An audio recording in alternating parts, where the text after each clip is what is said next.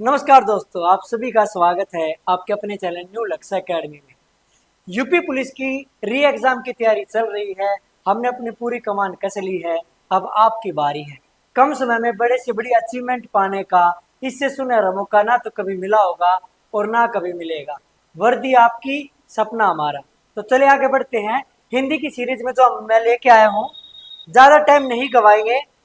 बहुत स्पीड से वे क्वेश्चन करेंगे जो किसी ना किसी एग्जाम में डायरेक्टली इनडायरेक्टली आपको देखने को मिले हैं।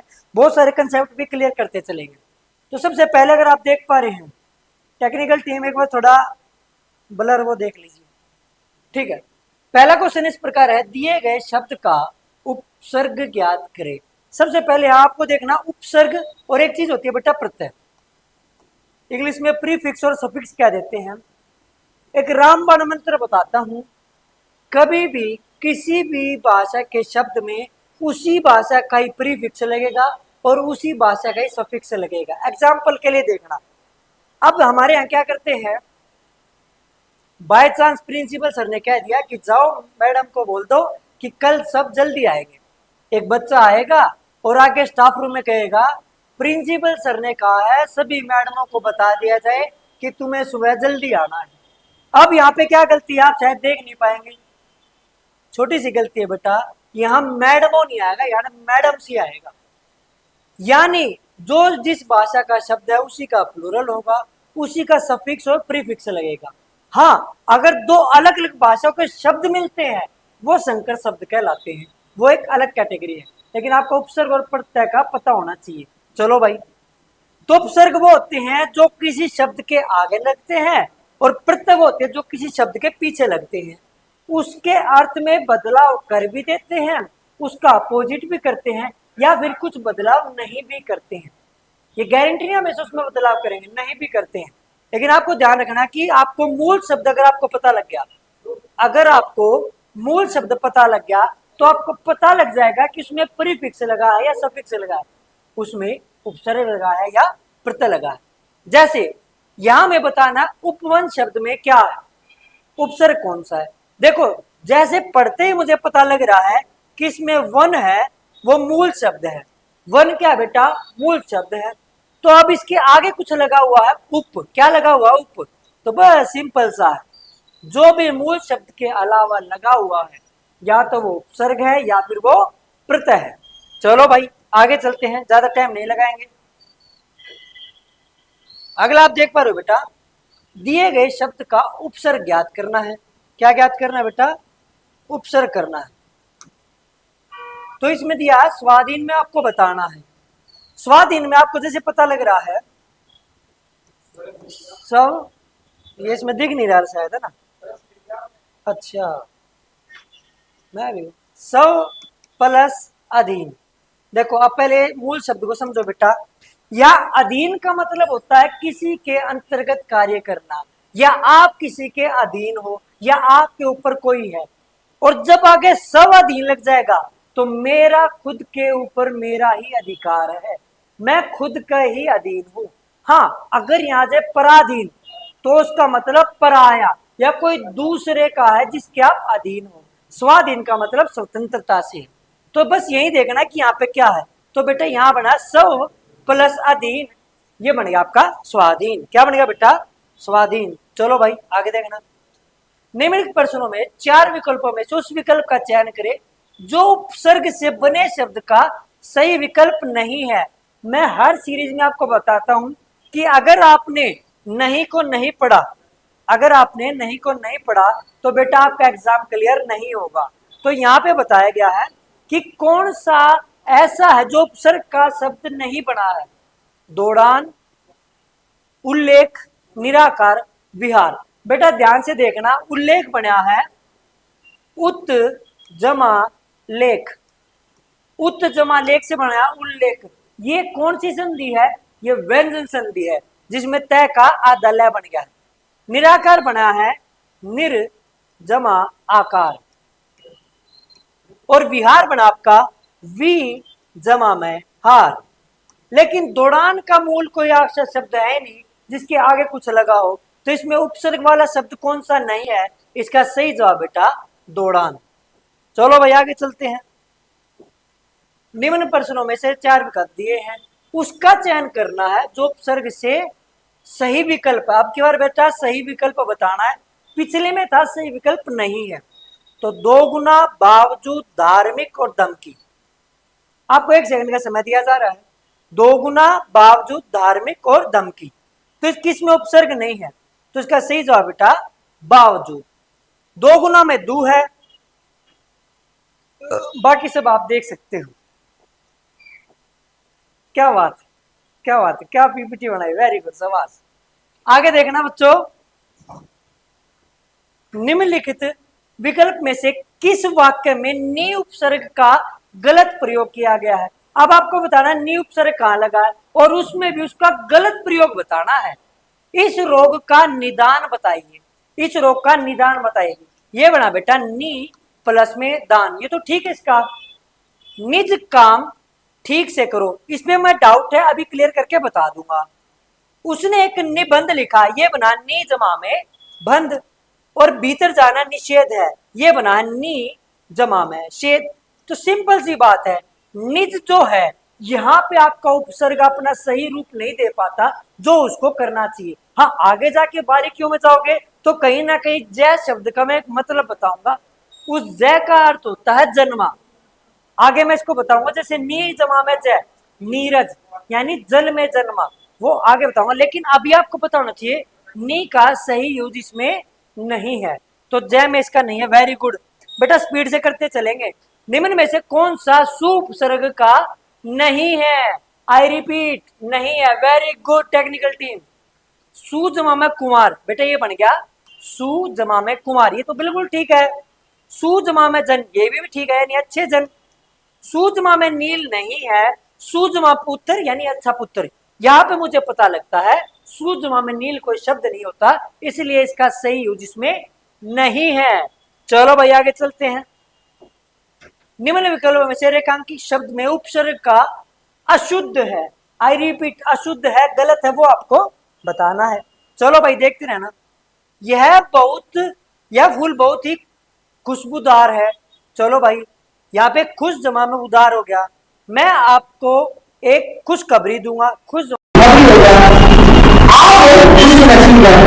नसीब हो गया। राम ने सीता को खुशी, खुश जमा में सी कुछ नहीं होता बेटा, इसलिए यही गलत और यही इसका सही जवाब है। जी हाँ, यही इसका सही जवाब है। दिए गए उपसर्ग का निम्न में से कौन सा उदाहरण नहीं है, नहीं बताना है। यानी प्रा जो उपसर्ग है वो किसमें नहीं लगा हुआ, जो हमारी इसमें देखने को मिल रहा है। तो प्राजमा में कर्म, ये बिल्कुल ठीक है। अब देखते हैं प्राजमा में मर्स, परजमा में मर्स या प्राजमा मर्स, या दूसरे से किया गया मर्स। प्राजमा में जय यानी दूसरे से हार जो मिली है, लेकिन प्राजमा में या कुछ नहीं होता, तो इसका सही जवाब यही है कि ये इसका गलत उदाहरण है। चलो भाई आगे चलते हैं। न्यू लक्ष्य अकेडमी, बढ़ाए कदम लक्ष्य की ओर। अब देखो अतिकाल में उपसर्ग होगा। अतिकाल बेटा शब्द से ही पता लग रहा है, ये बना है अति जमा काल। बस अति कहाँ बेटा, इसमें अति है, तो ये सिंपल सी बात है। अच्छा अगर आ जाए, देखो ध्यान से देखना बेटा, अगर आ जाए अत्यधिक, अत्यधिक में कौन सा उपसर्ग है, तो बेटा इसका जवाब भी है, ध्यान से देखना, अति जमा में अधिक। बेटा कौन सी संधि है मुन्ना, ये आपकी स्वर संधि है, और जिसमें बीच में याद अधिकता है तो यण संधि का उदाहरण है। चलो भाई आगे चलते हैं। दिए गए शब्द में उपसर्ग ज्ञात कीजिए। बेटा ये बना है उत जमा में कर्ष, कर्ष का मतलब होता है खींचना, यानी ऊपर की तरफ खींचना, यानी तरक्की ऊपर की तरफ हो रही है। तो बस सिंपल सा उत कहाँ बेटा, ये रहा आपका उत जमा में कर्ष, तो ये आपका सही उदाहरण है। चलो आगे चलते हैं। शब्द मानसिक में कौन सा प्रत्यय है, मानसिक शब्द में कौन सा प्रत्यय है, तो बेटा ये बना है मानस जमा में इक, ये क्या बन गया मानसिक, तो इसका सही जवाब बेटा ऑप्शन ए। Very good. चलो भाई आगे चलते हैं। निम्न में से कौन सा शब्द में विदेशी प्रत्यय का प्रयोग नहीं हुआ, विदेशी प्रत्यय का प्रयोग नहीं हुआ है, यानी पीछे कोई विदेशी शब्द नहीं लगा है। आपके हिसाब से तो बस विदेशी अंग्रेजी वाले होते हैं, लेकिन बेटा अरबी फारसी ये सब क्या विदेशी हैं। तो देखो सौदागर है। अब सिंपल सी बात है, आपको प्रत्यय का पता है नहीं विदेशी प्रत्यय कौन सा होता है, लेकिन आपको शब्द तो पता है ना कौन सा विदेशी शब्द है। बस यही राम कहानी खत्म है कि जो भी शब्द विदेशी है उसमें हमेशा उपसर्ग और प्रत्यय भी विदेशी ही लगेगा। बस सिंपल सी बात है। तो सौदागर शब्द उर्दू अरबी फारसी का पता लग रहा है, कोतवाल अरबी फारसी का पता लग रहा है भाई, इत्रदान ये भी बाहर का है, और खौफनाक ये है। लेकिन अब यहाँ ध्यान से देखो बेटा, इत्र अपना ही है, सेंट की हिंदी होती है, और ये दान तो आपको पता ही है। तो सिंपल सी बात है, हिंदी का शब्द है इत्रदान और इसमें कोई विदेशी प्रत्यय नहीं है, तो इसका सही जवाब है इत्रदान। Very good. चलो भाई आगे चलते हैं। निम्न में से कौन सा शब्द प्रत्यय का प्रयोग नहीं बनाया गया, यानी किसमें प्रत्यय का प्रयोग नहीं है।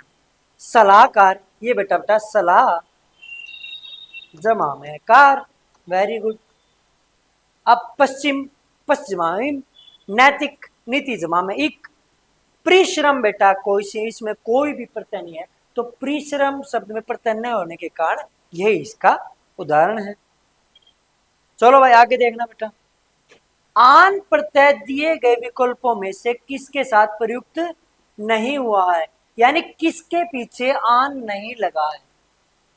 ये बना बेटा ढल जमा में आन, ये बना है धस जमा में आन, ये बना है चढ़ जमा में आन।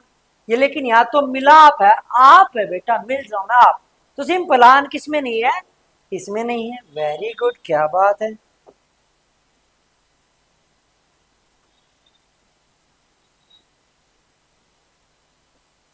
चलो भाई आगे चलते हैं। इम प्रत्यय दिए गए विकल्पों में से किसके साथ प्रयुक्त हो सकता है। अब यहाँ बताया गया जो इम प्रत्यय है वो किसके साथ प्रयुक्त हो सकता है, किसमें योग्यता है या फिर किसमें प्रयुक्त है। आप ये भी बता सकते हैं कि किसमें वो अभी प्रयुक्त है। तो बेटा जोगिनिम नहीं है इसमें, स्वर्णिम इसमें है, मुझे पता लग गया। महिमा में नहीं है, मालिन में नहीं है। देखो ये बना बेटा स्वर्ण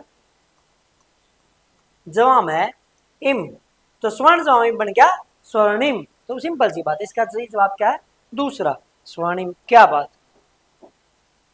रसोईया में प्रत्यय क्या है, तो बेटा देखो ये बना रसोई जमा में इया, तो सिंपल सी बात है इया क्या है, इसमें प्रत्यय है। रसोई जमा में इया बन गया आपका रसोईया।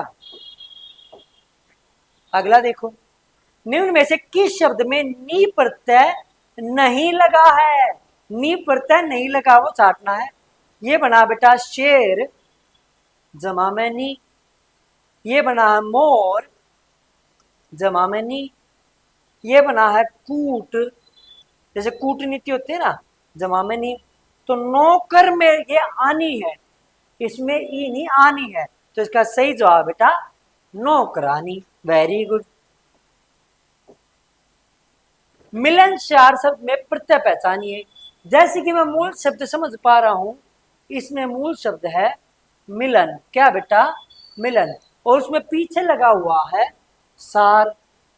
तो बस सिंपल सी बात है, सार इसका क्या है, प्रत्यय। मिलन जमा में सार बन गया मिलनसार। चलो भाई, विदाई में कौन सा प्रत्यय है, विदाई में कौन सा प्रत्यय है, तो विदा जमा में ई बन गया आपका विदाई, और इसमें ई प्रत्यय लगा हुआ। क्या बात है। अगला क्वेश्चन देखना बेटा, निम्न में से कौन सा शब्द प्रत्यय का प्रयोग कर बनाया गया, यानी किस में प्रत्यय लगा हुआ है, मूल शब्द के अलावा पीछे क्या लगा है, बस आपको ये पहचानना है। रिश्ते जमा में दारी, तो बेटा ये तो बन गया बिल्कुल ठीक है, ये बन गया रिश्तेदार, कर लो रिश्तेदार जमा में ई बन गया रिश्तेदारी। हर रोज, ये तो दो शब्द है बेटा, इसमें प्रत्यय नहीं है, दो शब्द है। हर जमा में रोज। परामर्श, इसमें उपसर्ग है, परामर्श जमा अर्श। उपद्रव, इसमें भी वो है उपसर्ग लगा है, उप जमा द्रव, लेकिन पीछे किस में लगा है, वो लगा है रिश्तेदारी में, ये बन गया रिश्तेदार जमा में ई रिश्तेदारी, वेरी गुड। चलो भाई, जैसे कि आपने देखा क्विक स्पीड से बिल्कुल रिवीजन चल रही है। यूपी पुलिस के एग्जाम्स में क्वेश्चन आ चुके हैं और शायद ये जो बैकग्राउंड बन रहा है आपको आने वाली यूपी पुलिस की भर्ती में लेके जाने के लिए काफी है। बस आप डटे रहे और जुड़े रहे, क्योंकि जो करना है अभी करना है, इसके बाद तो बहुत कुछ करना है। कदम बढ़ाए लक्ष्य की ओर। जय हिंद, जय भारत।